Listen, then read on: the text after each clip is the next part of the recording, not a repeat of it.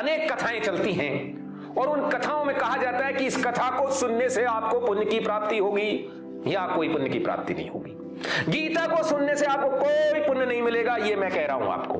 गीता के कर्मवाद के सिद्धांत पर जब आप चलेंगे तो आपको अपने कर्तव्य की पूर्ति का एहसास होगा।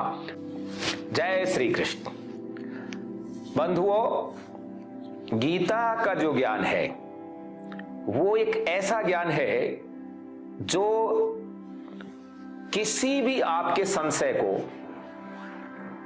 कोई भी संदेह हो, कोई भी शंका हो, उसका समाधान उसके अंदर है।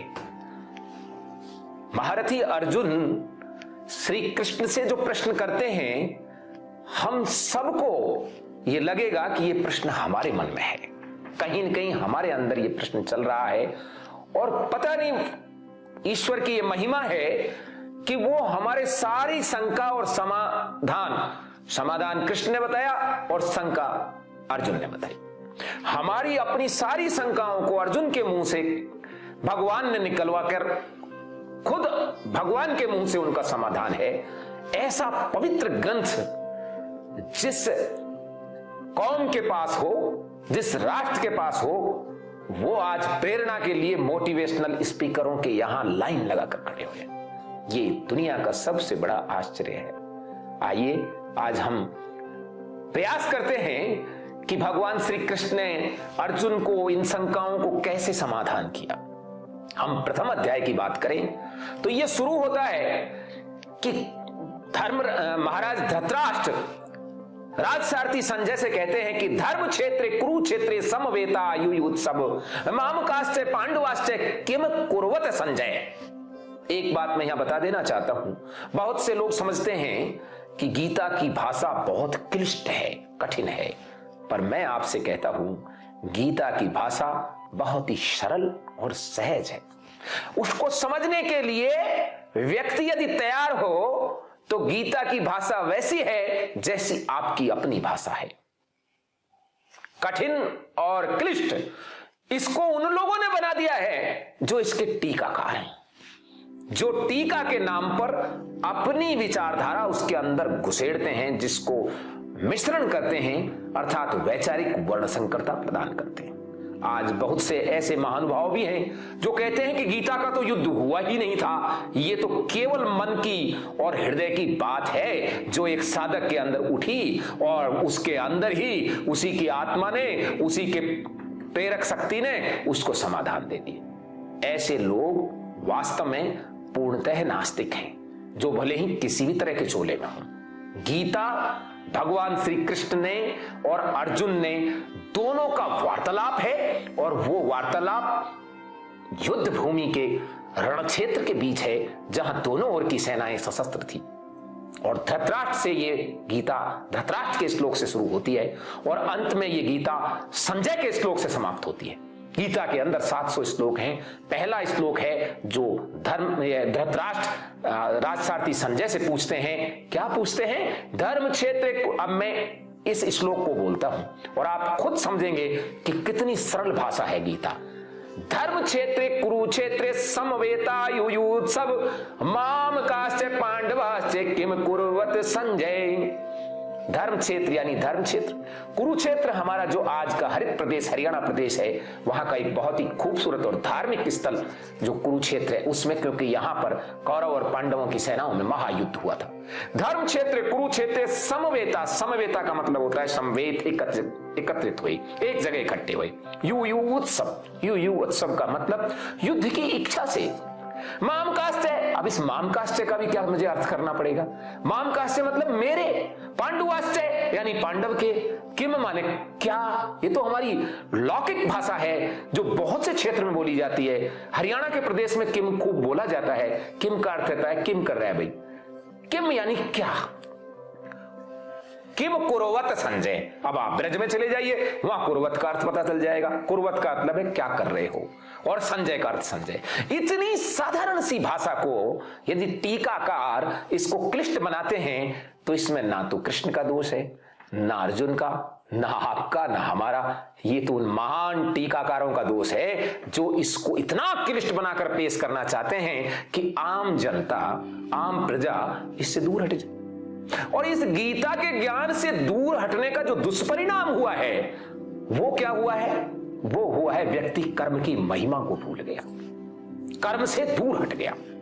आज अनेक कथाएं चलती हैं और उन कथाओं में कहा जाता है कि इस कथा को सुनने से आपको पुण्य की प्राप्ति होगी, या कोई पुण्य की प्राप्ति नहीं होगी। गीता को सुनने से आपको कोई पुण्य नहीं मिलेगा, ये मैं कह रहा हूं आपको। गीता के कर्मवाद के सिद्धांत पर जब आप चलेंगे तो आपको अपने कर्तव्य की पूर्ति का एहसास होगा और तब आपका कल्याण होगा।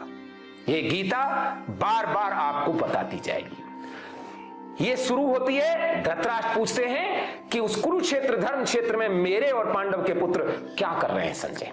और फिर संजय बताते हैं, क्या बताते हैं संजय, कि दोनों ओर की सेना खड़ी हुई है और उन दोनों सेनाओं के बीच में श्वेत अश्वों के रथ पर, जिसकी ग्रास अश्वों की किसके हाथ में है? स्वयं गूढ़ाकेश भगवान गोविंद वासुदेव श्री कृष्ण के हाथ में, और उस पर अर्जुन गांडीव लेकर रथ पर रथी की जगह बैठे हुए हैं और वो तेजी से रथ आगे बढ़ रहा है। दोनों ओर के महान सेना नायकों का जिक्र होता है और वो बताते हैं कि दुर्योधन पितामह भीष्म के पास जाकर कहते हैं, द्रोण के पास जाकर कहते हैं कि मेरी सेना में जो प्रधान सेनापति हैं और जो प्रधान योद्धा हैं उनका वो वर्णन करते हैं कि इसके अंदर कालजयी भीष्म हैं। कौन है? कालजयी भीष्म उस सेना के प्रधान सेनापति हैं और सारी सेना उनके द्वारा रक्षित है। और आचार्य कृप, अश्वस्थामा, विकर्ण, इसके अंदर कर्ण, इसके अंदर दुशासन, इसके अंदर स्वयं आप यानी आचार्य द्रोण और महारथी शल्य, ऐसे ही अनेक महारथी। और इसी तरीके से पांडवों की सेना में बताते हैं कि उनमें सबसे प्रधान जो हैं वो द्रुपद पुत्र, आपके शिष्य यानी आचार्य द्रोण के द्वारा धनुर्विद्या की शिक्षा जिनको मिली, वो धृष्टद्युम्न द्वारा रक्षित यानी धृष्टद्युम्न द्वारा उस सेना के सेनापति हैं। और बलों में, बलवानों में सबसे श्रेष्ठ भीम, महाबली भीम के द्वारा रक्षित वो सेना जिसमें अर्जुन है, सुभद्रा पुत्र अभिमन्यु हैं, उसके अंदर कुंती भोज हैं जो माता कुंती के पालक पिता हैं, उसके अंदर वासुदेव श्री कृष्ण रथ को हाँक रहे हैं और उस रथ पर अर्जुन विराजमान हैं, उसके प्रधान द्रौपदी के 5 पुत्र हैं, उसके अंदर सात्यकी है और ऐसे ही बहुत से महान योद्धा। और दुर्योधन कहते हैं कि आप और पितामह भीष्म द्वारा रक्षित हमारी सेना अपरिमेय है यानी जिसका पार नहीं पाया जा सकता, और भीम द्वारा रक्षित सेना जिसको पार पाया जा सकता है। इसी बीच में पितामह भीष्म अपना शंख उठाते हैं और शंखनाद करते हैं जिससे दुर्योधन प्रसन्न होता है। इधर से पितामह भीष्म के शंखनाद करते ही उधर से भी 5 पांडवों ने और वासुदेव श्री कृष्ण ने और सुभद्रा पुत्र अभिमन्यु ने, सात्यकी ने, सबने अपने अपने शंखों का शंखनाद किया। दोनों ओर की सेनाएं एकत्रित हो गई। अब शंखनाद हो जाने के बाद युद्ध न होने की कोई स्थिति नहीं है, अब युद्ध होना ही है। और ऐसी विषम परिस्थिति में अर्जुन कहते हैं वासुदेव श्री कृष्ण को, हे माधव, मेरे रथ को इस जगह पर ले जाकर खड़ा कर दीजिए जहां से दोनों ओर की सेनाओं को मैं देख सकूं कि कौन कौन लोग मुझसे लड़ने आए हैं और कौन कौन से लोग हमारी तरफ से लड़ने आए। वासुदेव श्री कृष्ण तो मन की बात जानने वाले हैं, वो समझ गए कि अब अर्जुन को कहीं न कहीं डगमगाहट है इस युद्ध को लड़ने के लिए, और वो रथ को खड़ा कर देते हैं पितामह भीष्म के समक्ष। और फिर अर्जुन कहते हैं, मेरे पितामह, मेरे आचार्य, मेरे मामा शल्य, मेरे काका के बेटे, बड़े पिता के बेटे, ये सब मेरे सामने खड़े हैं और संसार भर का क्षत्रिय आज यहां एकत्रित हो गए। कृष्ण कहते हैं कि हां, यहां रुक्मी, बड़े भ्राता बलराम, उनको छोड़कर संसार भर का क्षत्रिय एकत्रित है जो एक दूसरे को मरने और मारने को आतुर हैं। और इस युद्ध में कोई नहीं बचेगा माधव, अर्जुन कहते हैं। और यदि ये सब युद्ध हुआ तो महाभीषण संग्राम होगा, और उस महाभीषण संग्राम में एक दूसरे को ये मार देंगे और हमारे कुल की सारी स्त्रियां विधवा हो जाएंगी।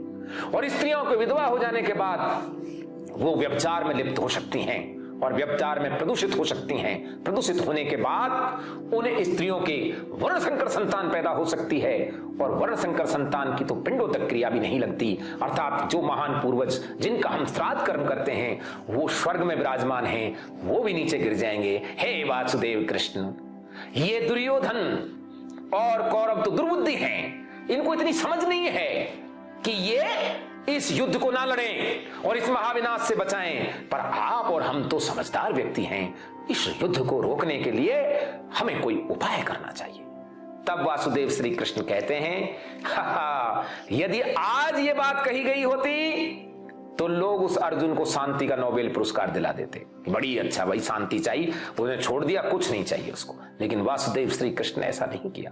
उन्होंने अर्जुन को फटकारा। उन्होंने कहा, जो दूसरा अध्याय कहते हैं जिसको कसमल उपस्थितम, ये तुझे कैसे विषम परिस्थिति में ये ज्ञान पैदा हुआ है, ये क्या तू कापड़ते दोषो अपत स्वभाव ताम, तुमने जो ये तुम्हारा स्वभाव है ये कायरता ने अपहरण कर लिया है, इसलिए तुम इस तरह की बात कहते हैं। प्रथम अध्याय यहीं तक जाता है और अर्जुन जो है रथ के पिछवाड़े में पृष्ठभाग में बैठ जाते हैं।